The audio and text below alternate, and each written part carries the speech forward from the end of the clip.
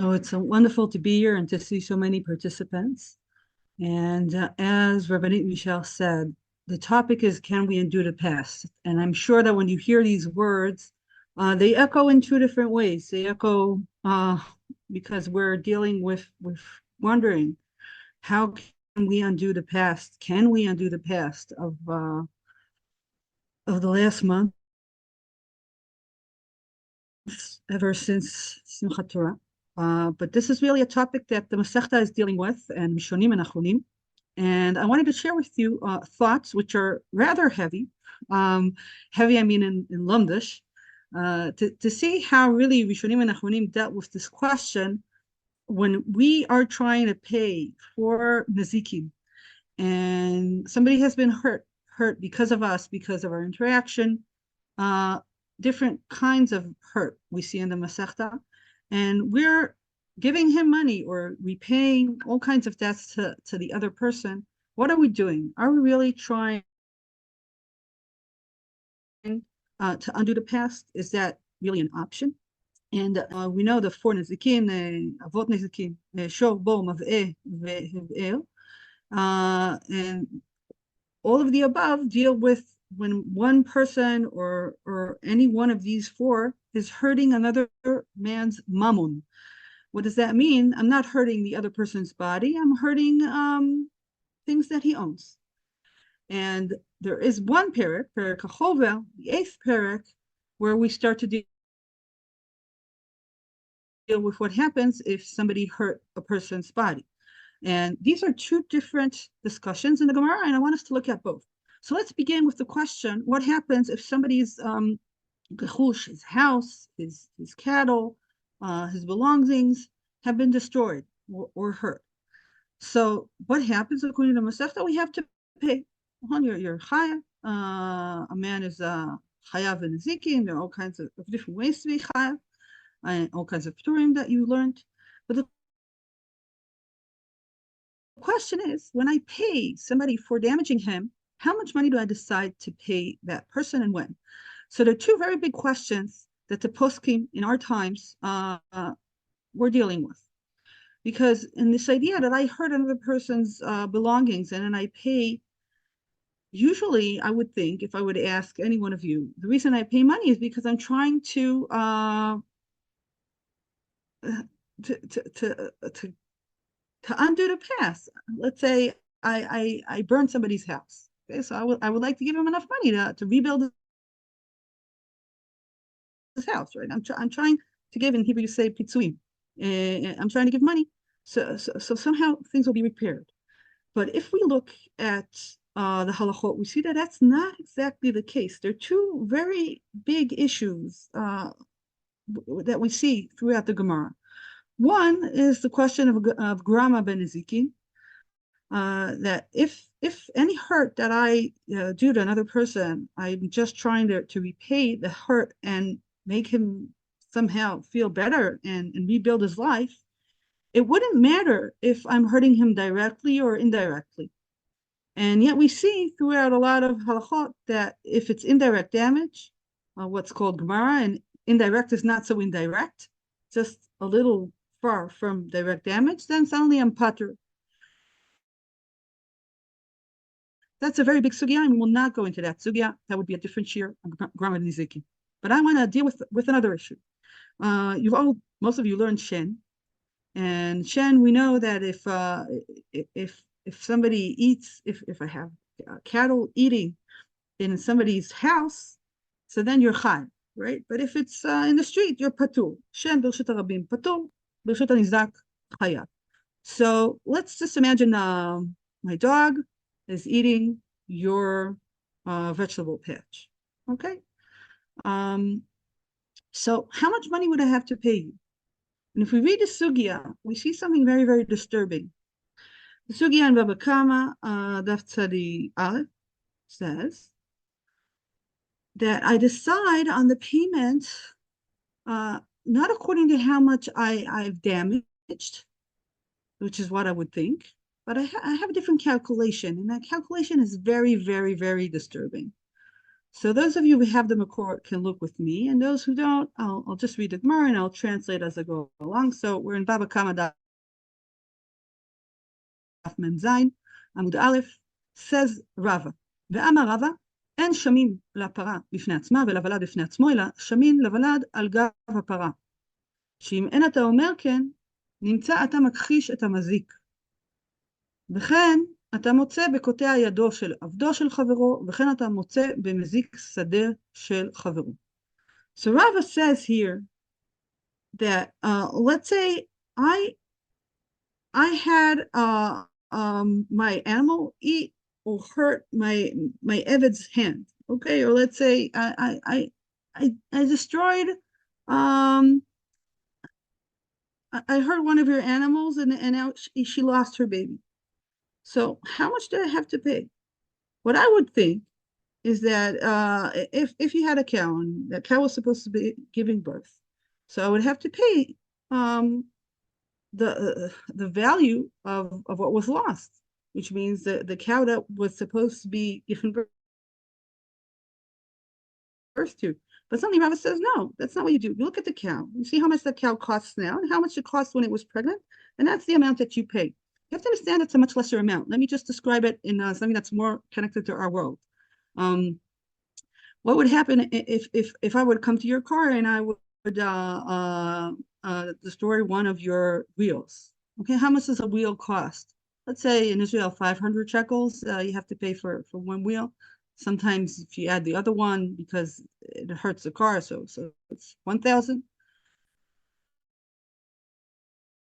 But if I take the entire car, how much does a car cost? It can cost, let's say, 100,000. So a car with a wheel or without a wheel, will that make a big difference in selling the car?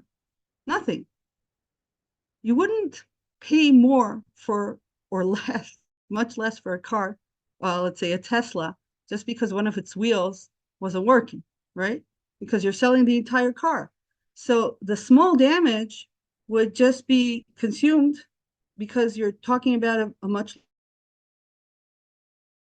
larger damage to the entire car. Another example, let's say one of my kids took a rock and threw it on the Buckingham Palace and broke one of the windows. How much does a window in Buckingham Palace cost? I guess a lot. But if I would sell the entire palace, a palace with a broken window or without a broken window, would that make a difference? It wouldn't change the amount that you would pay for the palace. And that's what Rava says. Rava says, I don't pay for what I hurt. I look at the entire piece. I look at the entire cow, look at the entire sadeh, the field, I look at the entire person. And that's how I decide how much I pay. This is a decision that will cause everybody to pay much less than what we would expect. The money that you would receive would not be enough to fix the damages that were caused to you. Why does Rava say that? So Rava explains himself, and he says,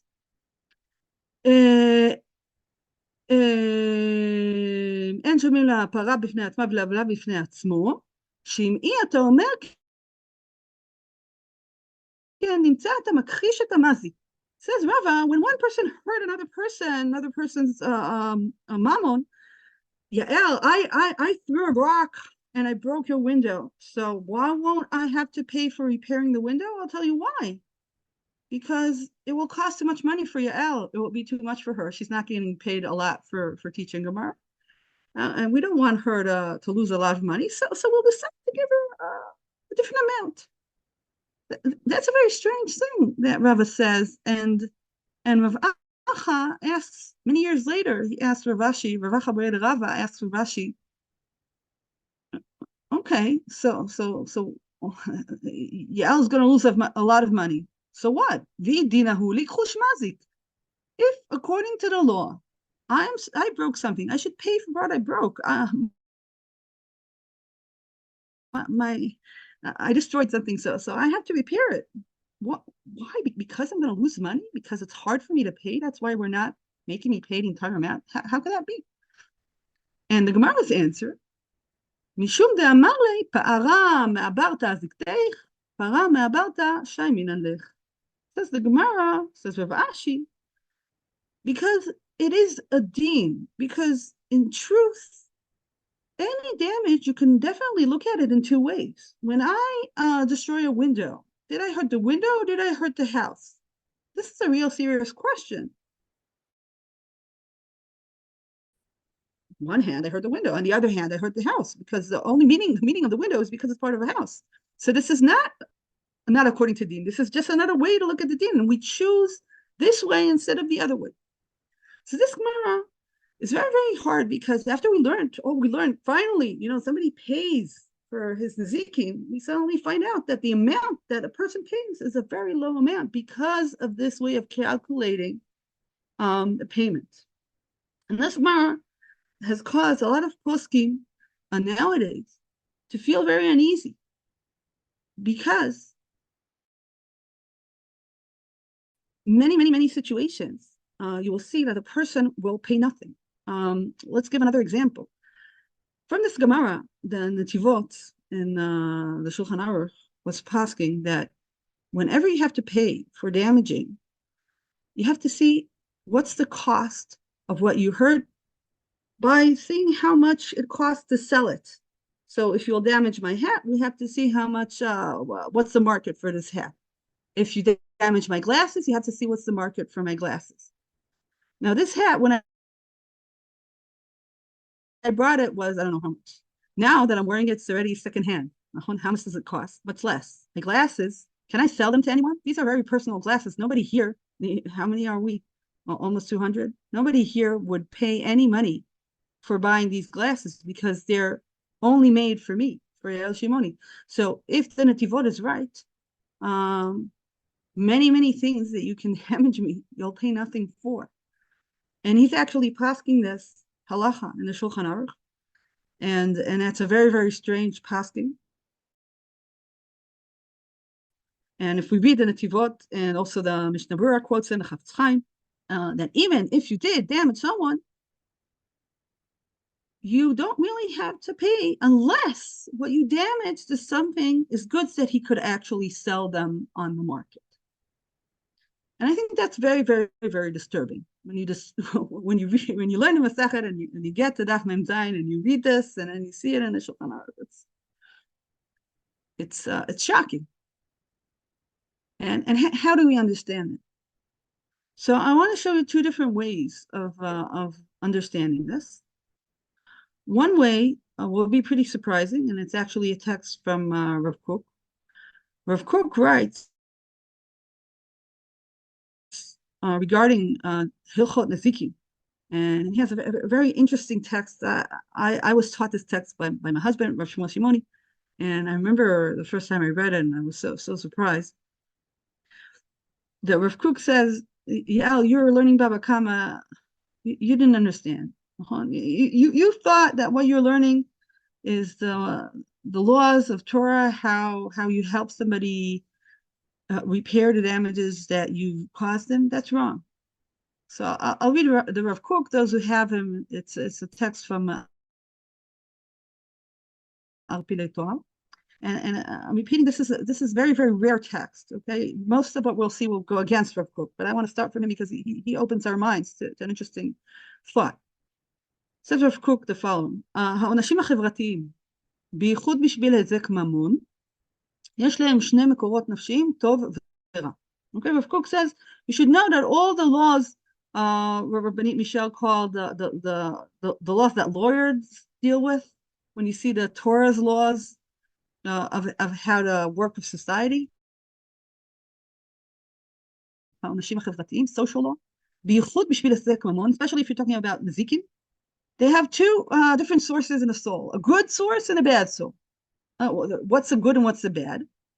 The good נובע מתוך ההכרה שאסור לעשות עוולה, והעושה עוול צריך שיוסר כדי שתתחזק ההכרה הטובה הזאת. The good source of nezikin, the real source of Hilchot Nezikin, is that if I hurt you, if I burnt your house, if I destroyed your window or your Tesla or whatever, the problem is that I need to do tshuva, and that's why I should pay you money, because I need to do tshuva, I need to do repentance. That's the good source of nezikin. The bad source, השני, בא מתוך צרות שהאיש האחר אין לו ליהנות משלי או לנגוע בשלי, מפני שההרגשה של השלי ושל האני חזקה ומגושמת באין שיעור. Says Rav Kook, if I want somebody to pay me because I was hurt, that's bad. That's bad. Yeah, you shouldn't take your belongings so seriously. If somebody hurt your belongings, that's what God wanted. That's no big deal. The fact that you're lacking is not the reason why God said that somebody else has to pay. The only reason that a mazik needs to pay is because he needs to repent, not because he needs to help the other person undo the past. Because it's only mammon. It's only money. It's only a house. It's only a car. It's only a cow. No big deal. Don't take it so seriously. That's not what we're discussing. And that's bad, says Rav Kook. Rav Kook says, don't mix the dinim of the Torah and the dinim of regular law. Lawyers, they care about money. That's why they make people pay a lot of money.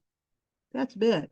The Torah doesn't want people to pay money to help other people. It's not about the nizak. It's all about the mazik. So that's Rav Kook. So according to Rav Kook, according to this idea, we shouldn't be surprised that the Hilchot of Nezikin don't help the person who was hurt, because they were never supposed to do that. They were only supposed to tell the person who hurt the other person to beware and that he's doing something bad. But it's not, the money is not really there to help the other side to rebuild his life after whatever catastrophe happened. And of course, these words of Rav Kook are very, very, very strange and hard to accept, even though we see many times when Rabbanim and Achronim and philosophers, Jewish philosophers, try to understand the laws of the Torah, a lot of times they reach that and they say, no, you have to understand the laws of the Torah are not like the usual laws. They're not there to help people. They're there just to make people become better in front of God. For example, why do we give tzedakah? It's not to help other people. Tzedakah is to help ourselves, so we'll be righteous. Okay, like that's one way to look at the laws of the Torah. But what I want to show you is that many poskim nowadays looked at this sugya and said, this can't be. This can't be true. We have to find a different way to calculate how much damage we have people to pay, because they don't agree with Rav Kook. And they have to find a way to read the sugya differently. So I have here a few people. I don't know if you know all of them. One of them is rather famous nowadays, Rav Asher Weiss. But I wanted to start from Chazon Ish, which is also very famous, and Rav Shlomo Zalman Auerbach, and then get to Rav Asher Weiss. So each one of these Gdolim, which are all Gdolim of our times, looked at the Chiddush of the Netivot and said that Netivot is wrong. He did not learn well the sugya. We're cholek on him. If I destroy your window, I will have to pay for the repair of the window, not for the amount of how much the house is less with the window. Even though Rava said what he said in the sugya. How do they do it? So let's start with the Chazon Ish. And the Chazon Ish says, and I'm reading in Shut Or LeTzion. Or LeTzion is Rav Ben Tzion Abba Shaul, and he starts by saying that the Chafetz Chaim was pasking, like I described, that if I broke a window, then I'm just going to have to pay the amount that the house went down, which is really nothing. And that's what says here in Shut Or LeTzion. הכנה מגבי שמשה, שמים אגב הבית, כמה שווה הבית עם שמשה בחלון, כמה שווה בלי שמשה, וכיוון שאין הפרש, פטור המזיק לשלם. Okay?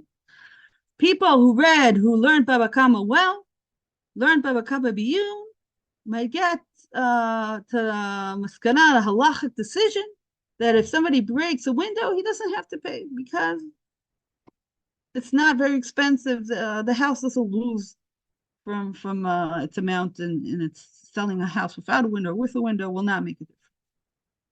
But the Chazon Ish says, לשוט אור לציון אסכולה. דהרי החזון איש כתב, וזה לשונו, ונראה, דכיוון דאין בית עומד למכירה, אלא לתקן ועדכי, משלם מה שחברו מפסיד בהוצאות התיקון. עד כאן לשונו. So the Chazon Ish said, we have to look at reality. If I'm now trying to sell a house, that is true. If this house is on market, the fact that you broke a window, you won't have to pay. But if somebody breaks a window in my house, and my house is not on market, I'm planning to live there for a long time, it's not on sale. So then, if somebody broke a window in my house, because it's not on sale, we have to see how much money I'm planning to put on repairing the house, and that's what that person will have to pay. So the Chazon Ish very easily does what we call an okimta. What does that mean? He's reading the sugya in Bava Kamma and Zayin, and it says all that Rava said is only dealing with something that's on sale. But if something is not on sale, it's in use, we have to see how much a person who's using it will spend in order to find the exact same thing to spend again. So if somebody will break my glasses because they're in use, he will have to pay me the amount that I will go and pay for glasses myself because I'm using them. But if I'm a store that sells glasses, then he won't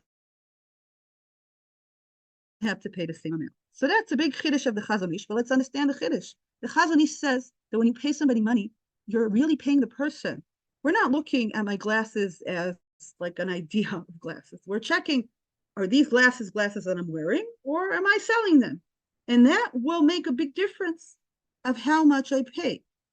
So the Chazon Ish is saying, mamash hafuch from Rav Kook, because the Chazon Ish says, when the Torah decides how much you pay, the Torah wants you to look at the person that you hurt, not only at the object, but what does the object means to the person? And what the object means to the person, that will change the amount of money that you will have to pay. And that's why dafka things that are in use, you'll end up paying more for than things that are for sale. A similar thing says Rav Shlomo Zalman Auerbach. He also found this halacha very hard. And he asks, he says, I don't understand this. How could this be? How could the Netivot Shalom be pasking like this? I'm cholek. And he says, according to this idea of the Netivot Shalom, let's imagine that you didn't break my glasses. You walked into my house and took a letter that somebody wrote to me, and you tear the letter. You have to pay. A letter is a sentimental thing. Okay, how much does a letter cost? Nothing, right? A piece of paper.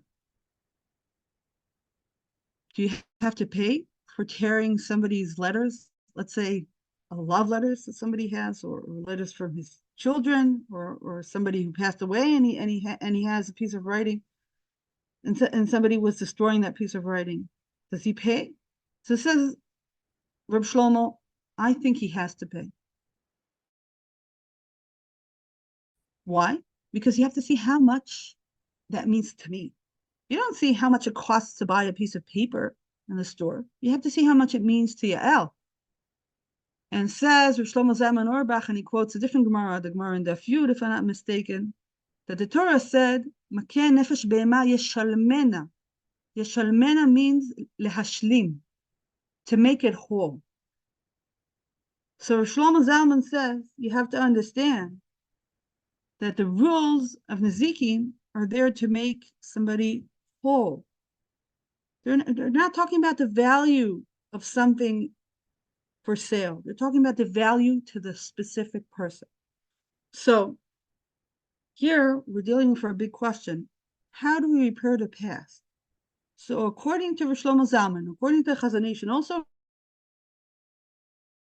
according to to Rush or Vice, which I'll get into in a moment, you have to see the damage from the damaged person's eyes. And that's how you decide how much you pay the person. And it's true that Bava said what he said, but he described a salesman. When you sell things, then you're only interested in how much other people want to buy them. But when you hurt somebody's personal belongings, that's costly. So that's what the Chazon Ish said, and also Rav Shlomo Zalman. Rav Asher Weiss, it's harder for him to say it so straightforward. He feels uneasy because Rava really said what he said, and Chazon Ish said, big problem I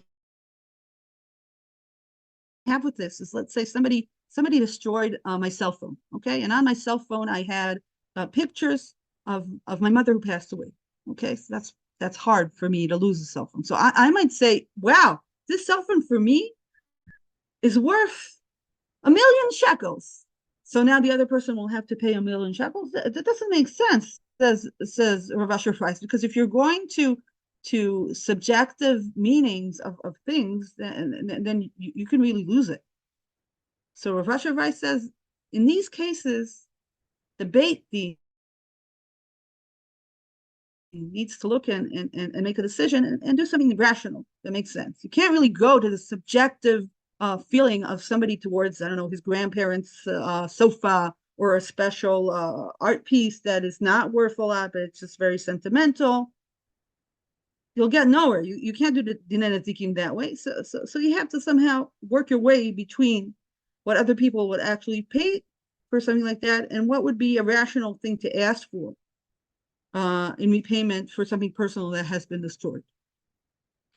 So I'm just summing up the first part before we go into damaging of a person's body. Okay, because if we're talking about hurting somebody's house, so we see a house is a space where you live in, but it's also filled with sentimental value. And that's why how much payment will you have to pay for the house? It's not only how much you would pay for this, but you also have to see what it means to this person to have his house destroyed. And that would be a different way of making a decision how much to pay. And that's what the Chazon Ish, Rav Shlomo Zalman, and Rav Asher Weiss say that you have to do, even though the Gemara, it sounded that you will have to pay nothing if you destroyed somebody's personal belongings. So that was the first part of looking at this question, understanding that the meaning of objects is more than just how much they cost to sell. That the sentimental value has its own money, and if we look at that, we see that you can't really repair sentimental value, but you do have to take it into account when you're trying to pay somebody for the damage that has happened to him. So that's when somebody hurts objects. What happens if somebody hurts my body? So here, the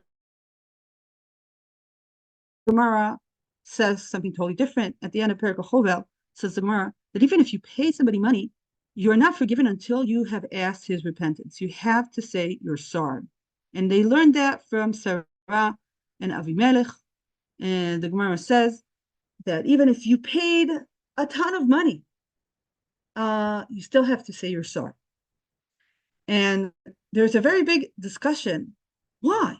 Why is it so different when you hurt somebody's body? And why are you asking somebody to say that they're sorry? And this goes to an even deeper point when you learn Perek Chovel. The beginning of Perek Chovel, and I understand Rabbanit Chana taught a shir regarding that. It's a very famous beginning and strange beginning of the Perek that the Torah says, Ayin tachat ayin. And Chazal say, oh no, Ayin tachat ayin? No. They mean money. You don't take eyes out, you don't take ears out, you pay money. But the Torah said that you have to take another person's eye out. So why? If really what the Torah meant was that if somebody took my eye out, I have to get money for it. Why did the Torah write these passages describing this horrible nekama that we take each other's eyes out? Well, what's the idea behind it? So a famous philosopher, famous nowadays, Immanuel Levinas, wrote about that the reason that the Torah wrote that a person has to have his eye taken out is not because that's what the Torah thinks has to be. Definitely the Torah thinks that you have to get money if you lost your eyesight. So why write it that way? Says Levinas, because you have to understand that the minute you give payment for hurting somebody's body, you have created justice that is good for the strong and for the rich. If I have a lot of money, I'll just hurt your bodies and pay you money. No problem. Because if money can solve the issue, and if money can repair the past, then rich people will just hurt other people and pay them. So the Torah comes and says you have to know that money cannot fix hurt. Never. It's true. We want you to pay because that will help somebody get better. But don't elude yourself. That's the least you could do is to pay back. It's not really fixing the past. And that's why you have to say you're sorry. But even after you said you're sorry, you still didn't fix the past, because when you hurt somebody, especially if you hurt their body, the truth is it cannot really be repaired. Never, ever. And that's what the Torah wants to tell us. So going back to my question, can we repair the past? I'm saying hard things here. No, we can't. We can't undo what happened. But that doesn't mean we can't do anything. There is a way to help people overcome damage. It will never be the same, but we have to give them money, and we have to give them our passion, and we have to help them to make them grow and to get well. But the hurt will always be there. And that's very hard to hear, because when you hurt somebody, all you want is just to fix it as if it never happened, but that will never be the case. But I want to finish with a very interesting statement at the end of the 8th parak. The last thing that the Gemara has to tell us is that even though the best way to repair the past is to give you money and then to say you're sorry, a person who did not get anybody to say that they're sorry can't pray to God and say, please, God, may you hurt him back. That is not allowed, says the Gemara.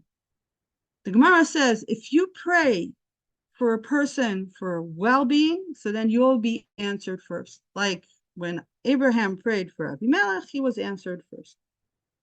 But if you pray against somebody and want to have him revenged by God, God will revenge on you first. So that's a very interesting statement of the Gemara, because it says, and I'll conclude with that when I'm hurt by someone, the most dangerous thing that can happen is that I will hurt him back. Because what will happen then? He hurt me, I'll hurt him back, and then there'll be no end to this, and nothing will be repaired, and everything will just go down the drain, worse and worse and worse. So we have to hold ourselves and understand that when hurt has taken place, we can never totally repair it, but we have to be very, very careful for making it worse. So even when we're in the hardest time, we always have to be careful not to go down the slope, but always climb up and find a way to do the best we can in order to repair what has been damaged. So Bezrat Hashem, I pray that we won't forget that, because I know that many times we wish that bad things that happen, hurt in body, hurt in objects, we would want it all to go away, but things can't be undone. We have to deal with them to the best we can. And what the Torah does, and what Bava Kamma teaches us, is that even if we can't undo the past, we have to do the best we can in order to fix the future. So Be'ezrat Hashem, I hope the learning of Bava Kamma will help us with that.